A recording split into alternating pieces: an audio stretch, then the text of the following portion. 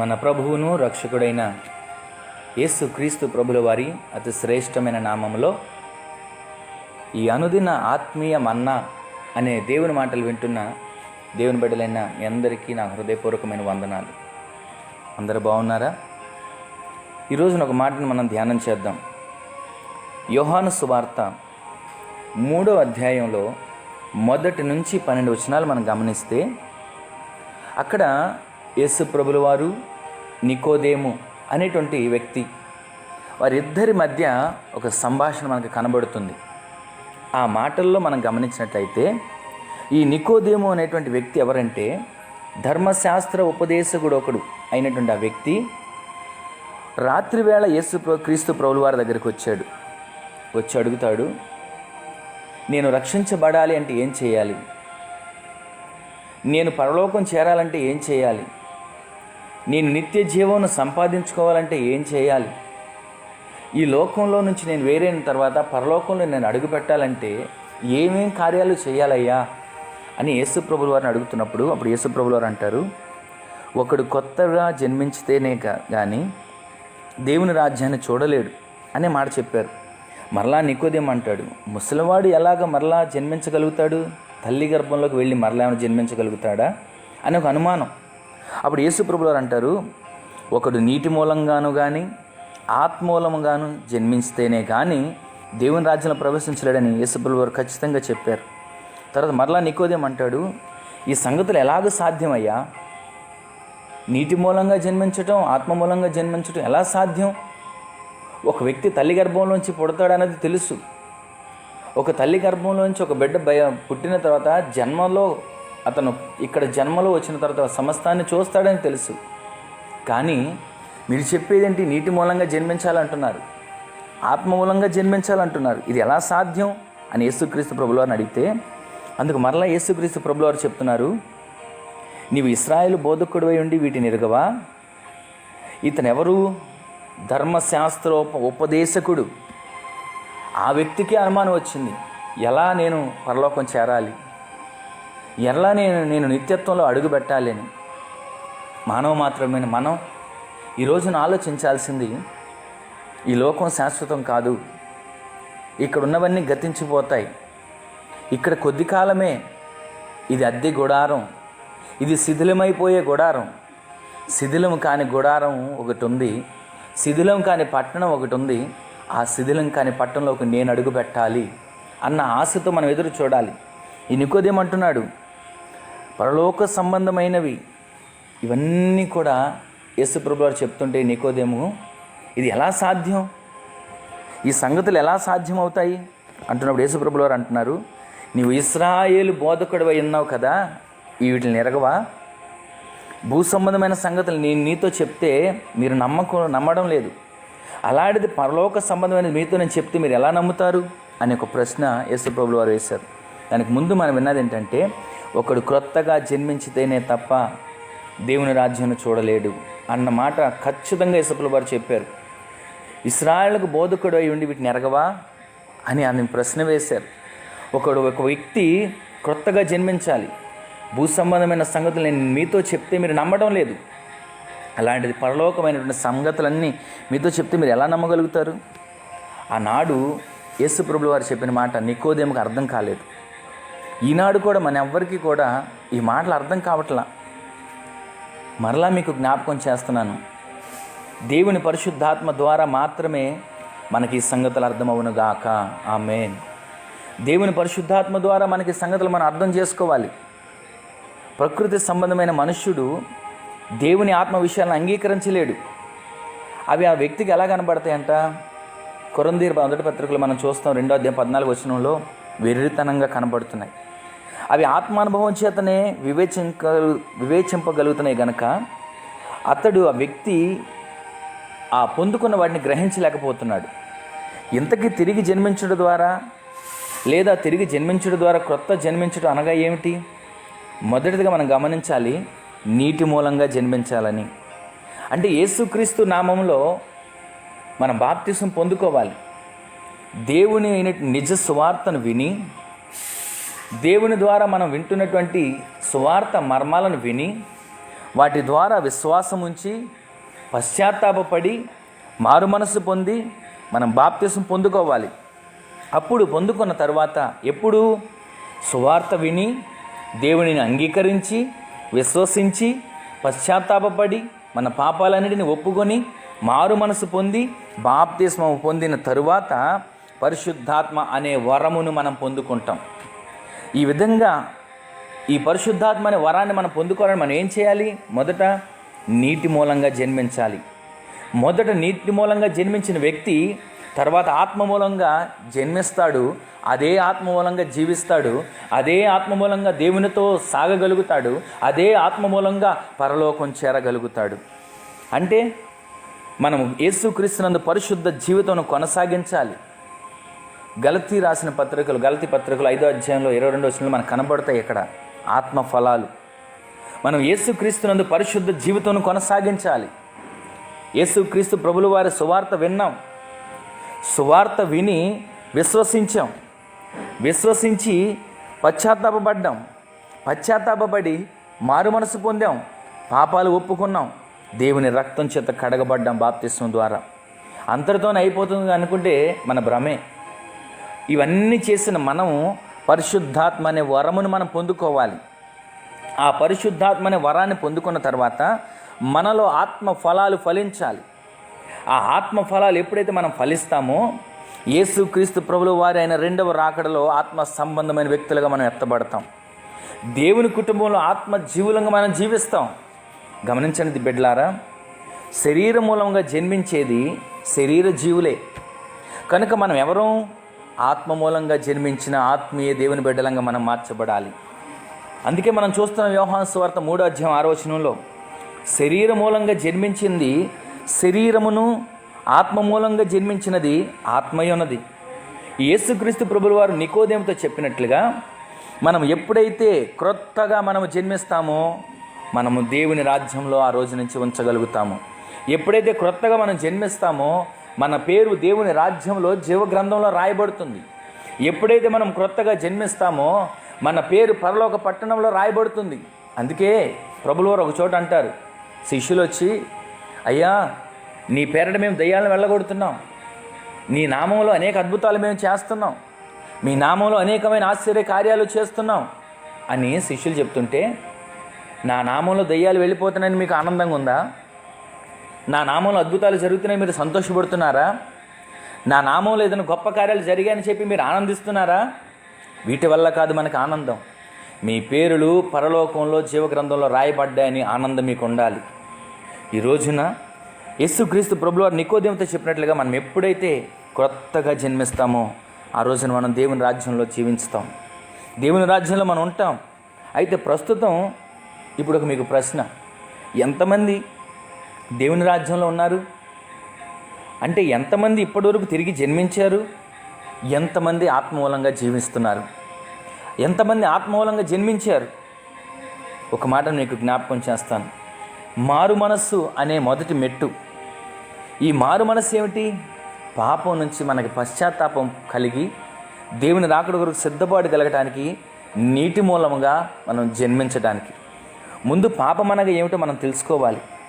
ఈ పాపమును గురించి అనేక మంది అనేక రకాలుగా చెప్తున్నారు. కనుక ఈ పాపం అనేది ఏంటంటే ఒక తప్పుడు అవగాహన అని ముద్రించబడిపోయింది. ఈనాడు క్రైస్తవులైనటువంటి ప్రతి ఒక్కరూ మారు మనసు గురించి చాలా దేవునికి వ్యతిరేకంగా మాట్లాడుతూ మొదలుపెట్టారు. అదొక మారు మనసు అంటేనే చాలా ఒక తప్పుడు గ్రహింపుగా కలిగి ఉన్నారు. గత కొద్ది దశాబ్దాలుగా క్రైస్తవ ప్రమాణాలు ఎంతగానో కిందకు దిగజారిపోయాయి. ఈనాడు అనేకల బోధకుల ద్వారా బోధింపబడుతున్న సువార్త సత్యమును ఎంతగానో పలచన చేసి వారు బోధించడం మొదలు పెడుతున్నారు. యేసు ప్రభువుని నమ్ముకుంటే చాలు మీ పాపాలు క్షమించబడతాయి, యేసు ప్రభువుని నమ్ముకుంటే చాలు మీకు నిత్య రాజ్యం వచ్చేస్తుంది, యేసు ప్రభువుని నమ్ముకుంటే చాలు మీకు పరలోకం సిద్ధపరచుంది అని చెప్తున్నారు. కానీ వారు మారు మనసు పొందుకోకుండా యేసు ప్రభువుని ఎంతకాలం నమ్ముకున్నా, యేసు ప్రభువుని నమ్ముకోవడం వల్ల వాళ్ళు రక్షించబడటంలా, మారు మనస్సు కలిగి పశ్చాత్తాపం కలిగి పాపాలు ఒప్పుకొని దేవుని రక్తం ద్వారా కడగబడటం ద్వారా వారు రక్షించబడుతున్నారు అన్న సత్యాన్ని మనం గ్రహించాలి. తిరిగి జన్మించుట అనేది క్రైస్తవ జీవితంకి ఒక పునాది. ఈ పునాది లేకోకుండా మనం ఎంత మంచిగా జీవితం జీవించినా అప్పుడు మనము ఈ క్రైస్తవ్యంలో జనులకు ఎలా కనబడతాం అంటే మంచి జీవితం జీవిస్తున్నటువంటి వ్యక్తుల్లాగా మనం కనబడుతున్నాం, కానీ ఆ మంచి జీవితం మన పరలోకానికి తీసుకువెళ్ళేటువంటి మార్గంలో మనం లేవు. ఈ లోకంలో ఉన్న అన్నీ కూడా మనం గమనిస్తే మనం తప్పనిసరిగా మంచి జీవితం జీవించాలి, వాక్యానుసారమైన జీవితం జీవించాలి, యథార్థమైన జీవితం జీవించాలి. కానీ అది క్రైస్తవం యొక్క బయటికి కనబడేటువంటి ఒక భవన నిర్మాణమే. మనకు కనబడేటువంటి మంచి జీవితం, మనం చేసేటువంటి ఆత్మీయ జీవితం, మనము ఉన్నటువంటి యథార్థ జీవితం అది ఎలాంటిదంటే ఒక భవనం బయటికి కనబడుతుంది, నిర్మాణం చక్కటి రూపులో, కానీ దానికి పునాది, రక్షణ అనే పునాది లేదు. ఆ పునాది ఎక్కడి నుంచి వస్తుంది? మనము తిరిగి నీటి మూలంగా రక్షించబడటం వల్ల, నీటి మూలంగా జన్మించబడటం వలన మనందరం అక్కడ పునాదిని ప్రారంభించుకోగలుగుతున్నాం. యేసుప్రభువు అంటున్నాడు, తిరిగి జన్మించటం వలన మీరు ఇక్కడ నిలబడగలుగుతున్నారు. ఆత్మ మూలంగా జన్మించాలి, నీటి మూలంగా జన్మించాలి అని అక్కడ ఆ మతనాయకుడు అయినటువంటి నికోదేముతో దేవుని చెప్తున్నాడు. దేవుని భయం కలిగి ఉండి న్యాయంగా నడుచుకో అని నికోదేముతో దేవుడు మాట్లాడుతున్న మాటలు మనం వింటున్నాం. అటువంటి వ్యక్తితో కూడా యేసు ప్రభువారు అంటున్నాడు, నీవు తిరిగి జన్మించితేనే కానీ దేవుని రాజ్యాన్ని చూడలేవు. నీవు ఒక మంచి వ్యక్తివైనా సరే దేవుని యొక్క రాజ్యంలో ప్రవేశించడానికి నీకు ఆత్మీయమైన ఒక జన్మం కావాలి, ఆత్మీయమైనటువంటి ఒక జీవితం నీకు కావాలి. యేసు ప్రభువుల వారు అంటున్నారు, యోహాను సువార్త 3:14-16 మనం చూస్తే, సిలువ పైన మరణించడానికి ఆయన ఎత్తబడితేనే ఆయనందు విశ్వాసం ఉంచిన వాడు కూడా నిత్య జీవం పొందుకుంటారని. ఈ రోజున అక్కడ మనం చూసినటువంటి మాటలో ఇత్తడి సర్పం అరణ్యంలో మోషే ఎలా ఎత్తాడో, ఆ ఎత్తబడిన ఇత్తడి సర్పంలాగా మనుష్య కుమారుడైనటువంటి ప్రభుల వారు సిలువ మీద ఎత్తబడ్డాడు. ఎత్తబడిన ఆ సిలువ వైపు చూస్తేనే మనకి రక్షణ. అక్కడ ఎత్తబడిన సర్పమును, ఇత్తడి సర్పాన్ని చూస్తేనే చనిపోతున్న వాళ్ళు బ్రతికినట్లుగా మనం చూస్తున్నాం. అలాంటిది మనం బ్రతకాలంటే ఈ లోకంలో బ్రతకడం కాదు, నిత్య జీవంలో మనం బ్రతకాలంటే, యుగ యుగాలు దేవుని రాజ్యంలో మనం బ్రతకాలి అంటే ఎత్తబడిన ఇత్తడి సర్పాన్ని ఇశ్రాయేలు ప్రజలు చూసినట్లుగా సిలువలో ఎత్తబడిన యేసు ప్రభుల వారిని, మన కొరకు కార్చిన ఆయన రక్తాన్ని, మన కొరకు చేసిన ఆయన ప్రాణత్యాగాన్ని మనం చూడాలి. అలా చూడుకోకుండా మనం ఎంతకాలం జీవించినా, ఎంతకాలం భక్తి చేసినా, గుడికే వెళ్ళినా, పాటలే పాడినా, చప్పట్లే కొట్టినా, కానుకే వేసినా, ఏది చేసినా కానీ అది పరలోకానికి మనం తీసుకువెళ్ళదు. రక్షించబడిన మనల్ని దేవుని రాజ్యంలో దేవుడు చేర్చుకుంటున్నాడు. యేసు ప్రభువు వారు ఇంకా అతనితో చెప్తున్నాడు, వారి క్రియలు చెడ్డవి గనక మనుషులు వెలుగు కంటే చీకటిని ఎక్కువగా ప్రేమిస్తున్నారని. ఎవరైతే నిజాయితీగా ఉంటారో వారు వెలుగు వద్దకు వచ్చి రక్షించబడతారు, తిరిగి జన్మించడానికి వాళ్ళు వెలుగు దగ్గరికి వస్తారు. ఈ రోజున ఆ వెలుగై ఉన్నటువంటి దేవుని దగ్గరికి మనం రావాలి. అలా రాగలిగితే దాని అర్థం ఏంటంటే దేవునితో నిజాయితీగా ఉండి ఆయనకు మన పాపాలు చెప్పాలి, ఒప్పుకోవాలి ఆయన దగ్గర. ఎప్పుడైతే పాపాలు మనం ఒప్పుకుంటామో మన పాపములు ఆయన చూసి ఎక్కిరించడు, మన పాపములు చూసి ఆయన అవమానపరచడు. మన పాపములు ఆయన ఏం చేస్తాడో తెలుసా? ఆయన వీపు వెనక తట్టు వేసేసుకొని మనల్ని పరిశుద్ధులుగా మారుస్తాడు. ఈ రోజున అయ్యా ఇదిగో నా పాపాలు ఒప్పుకుంటున్నా, నేను చేసిన పాపాలన్నిటినీ అసలు నేను జ్ఞాపకం చేసుకోలేనని పాపాలు ఉన్నాయి నా దగ్గర, నన్ను క్షమించవా? నీ సిలువ చెంతకు నేను వస్తున్నాను, నేను మరలా తిరిగి జన్మించాలని అనుకుంటున్నాను, నూతన సృష్టిగా మార్చబడాలనుకుంటున్నాను అని మనం ఒప్పుకోవాలి. అయ్యా నేను పాపి, నేను ఒప్పుకొని మనకు జ్ఞాపకం ఉన్న పాపాలన్నిటిని దేవుని దగ్గర ఒప్పుకోగలిగితే, పాపం అనేది ఏంటంటే ఒక చాలా పెద్ద విషయం, మరియు దాని యొక్క చిన్న భాగం మాత్రమే మన జీవితంలో మనం దాన్ని మొదట చూడగలుగుతున్నాం. అది మనం ఒక పెద్ద దేశంలో నివసిస్తూ ఉండొచ్చు, పాపం అనే పెద్ద దేశంలో, కానీ దానిలో చాలా కొద్ది భాగం మాత్రమే మనం చూడగలుగుతున్నాం. మనకు తెలిసిన పాపాల నుండి మనం తిరిగినప్పుడు మన సొంత జీవితంలో ఇంకా ఇంకా ఇంకా ఎక్కువ పాపపు దేశాన్ని మనం క్రమేపీ చూడగలుగుతాం. ఎప్పుడు క్రీస్తు వెలుగులో నడిచే కొద్దీ మనం ఎప్పుడు కూడా మరీ ఎక్కువగా పాపాన్ని ఎప్పుడు చూస్తున్నాం? పాపం అనేటువంటి మన తలంపుల్లోకి ఎప్పుడు వస్తుంది? చీకటిలో ఉన్నంత వరకు మనకి పాపం ఆలోచనలే. ఎప్పుడైతే యేసు ప్రభుల వారి దగ్గరికి వస్తామో, ఎప్పుడైతే మనల్ని ఆయన రక్తం చేత కడుగుకుంటామో, దేవుని ఎదుట అన్ని వేళలా నిజాయితీగా మనం నడుచుకుంటామో ఆ క్షణంలో మనలో ఉన్నటువంటి ప్రతి మలినాన్ని ఆయన కడుగుతున్నాడు. ఒక చిన్న ఉదాహరణ, ఎన్నో మురికిగా ఉండినటువంటి గదుల్లోకి ఒక ఇంట్లో మనం నివాసం చేస్తున్నాం. మనకి ఇల్లు ఉంది, ఆ ఇల్లు ఎంతో మురికిగా ఉంది, ఆ గదులన్నీ మురికిగా ఉన్నాయి. యేసు ప్రభువుల వారు వచ్చి ఆ గదిలో నివాసం ఉండాలనుకుంటున్నాడు, ఆ ఇంటిలో నివాసం ఉండాలని దేవుడు కోరుకుంటున్నాడు. కానీ ఆయన మురికిగా ఉన్న గదిలో వచ్చి నివాసం చేయలేడుగా. ఆ మురికిగా ఉన్న వచ్చి గదిలో నివాసం చేయలేడు కాబట్టి ఒక్కొక్క గదిని ఆయన శుభ్రపరచడానికి ఆయన మనకి సహాయం చేస్తున్నాడు. అది ఒకదాని తర్వాత ఒకటి కొంచెం కొంచెంగా ఇల్లంతా శుభ్రపరచబడినట్లుగా మన దేహం అంతా కూడా రోజు రోజు వాక్యం చేత మనం శుద్ధీకరించబడాలి. మన క్రైస్తవ జీవితంలో పరిశుద్ధత విషయంలో మనము అదే విధంగా ఎదగాలి. అపోస్తలుడైన పౌలు గారు అంటున్నాడు, ఆయన వెళ్ళిన ప్రతి చోట ప్రతి వారికి ఒక సందేశాన్ని బోధించాడని ఒకసారి చెప్పాడు ఆయన. అది ఏంటిది? అపోస్తల కార్యం 20 దేవుని ఎదుట మారు మనసు పొంది మన ప్రభు అయిన యేసుక్రీస్తునందు విశ్వాసం ఉంచాలని ఆయన బోధించాడు. ఎప్పుడు చూసిన ఆయన బోధలో ఏముండేదంటే, దేవుని ఎదుట మారు మనసు పొందండి, దేవుని ఎదుట మారు మనసు పొందండి, మన ప్రభు అయిన యేసుక్రీస్తునందు విశ్వాసం ఉంచండి. ఇక్కడ 2 పదాలు మనకు కనబడుతున్నాయి.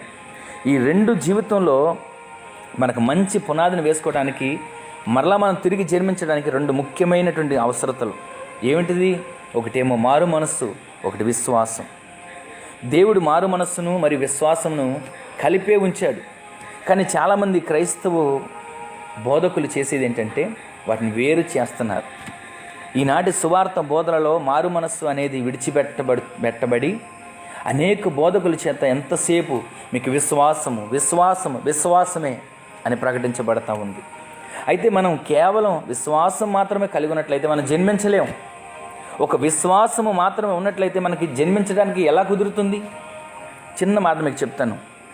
ఒక స్త్రీ ఎంత ప్రయత్నించినా ఆమె ఒంటరిగా బిడ్డను పొందలేదు కదా.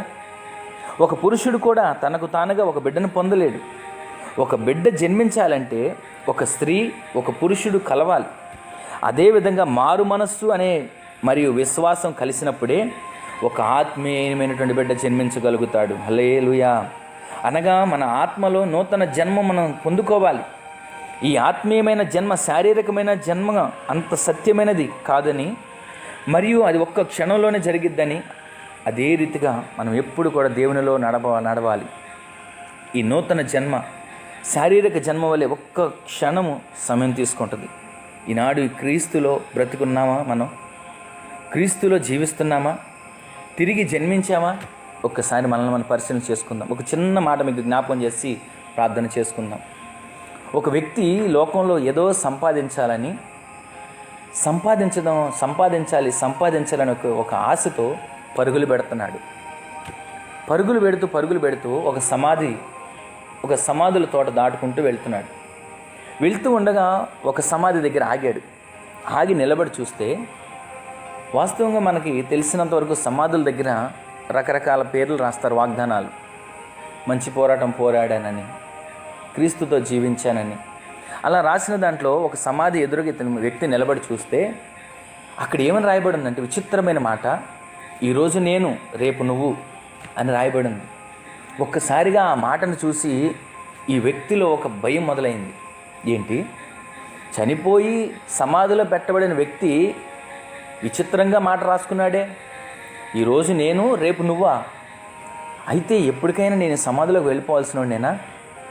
మరి ఏం సంపాదించుకోవాలి, ఎలా సంపాదించుకోవాలి అని ఇంకా అలాగే ముందుకు వెళ్ళిన తర్వాత ఇంకొక చోట సమాధిలో క్షమించబడట అనేది ఒక మాట కనపడింది. ఈ రోజున ఆ సమాధిలోకి మనం వెళ్ళక ముందే దేవుని దగ్గర క్షమాపణ మనం పొందుకోవాలి. ఎంత సంపాదించిన ఆస్తి, ఎంత కూడగట్టుకున్నా ఏ ఆస్తి మనకు అక్కడికి రాదు, కానీ క్షమాపణ ద్వారా మనం దేవుని రాజ్యానికి చేర్చగలుగుతున్నాం. యేసు ప్రభువుల శిలువలో పలికిన మాటలో కూడా క్షమాపణ మనకు కనబడుతుంది. ఈరోజున అదే క్షమాపణ కలిగి మనం జీవిస్తున్నామా? అదే క్షమాపణతో దేవుని సన్నిధిలో ఉందాం. ఈరోజైనా ఈ మాటలు విన్నాకైనా తిరిగి జన్మించాలనే ఆశ మీలో ఉందా? దేవునిలో బ్రతకాలనేటువంటి కోరిక కలిగిందా? ఒకసారి ఆలోచన చేద్దాం. ఎవరికి వారమే. ఇంతవరకు కూడా నేను రక్షణ పొందుకోకుండా ఉన్నట్లయితే ఎంత విలువను పోగొట్టుకుంటున్నానో, ఆ రక్షణ నన్ను పరలోకాన్ని నడిపిస్తుందని గమనించలేకుండా, రక్షణ వైపు నేను చూడకోకుండా నా జీవితాన్ని కొనసాగించుకుంటూ వెళ్ళిపోతున్నానే.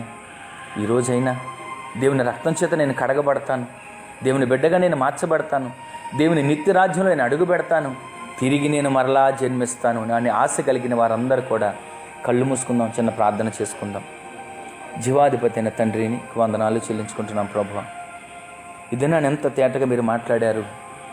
నికోదేముని యేసు ప్రభుల వారు మాట్లాడిన మాట మా కన్నుల ముందు పెట్టారు. ఒక వ్యక్తి ఆత్మ మూలంగాను నీటి మూలంగాను జన్మించితేనే తప్ప పరలోక రాజ్యంలో అడుగుపెట్టడని. అయ్యా, ఇప్పటి వరకు ఎవరెవరు కూడా ఇంకా ఆ నీటి మూలంగా జన్మించకుండా ఉన్నారు, వారందరికీ కూడా మరలా రక్షణ భాగ్యాన్ని దయచేసి తిరిగి జన్మించేటువంటి భాగ్యాన్ని ప్రతి వారికి దయచేయమని, ఈ మాటలు విన్న ప్రతి ఒక్క కుటుంబాన్ని, ప్రతి ఒక్క బిడ్డలను దీవించి నీ రాకడ కొరకు ఆయుత్తపరచమని నజరేయుడైన యేసు క్రీస్తు పరిశుద్ధమైన నామంలో ప్రార్థన చేసి అడిగి వేడుకొంచున్నాము తండ్రి. ఆమేన్. ప్రభు మిమ్మల్ని దీవించునుగాక. ఆమేన్.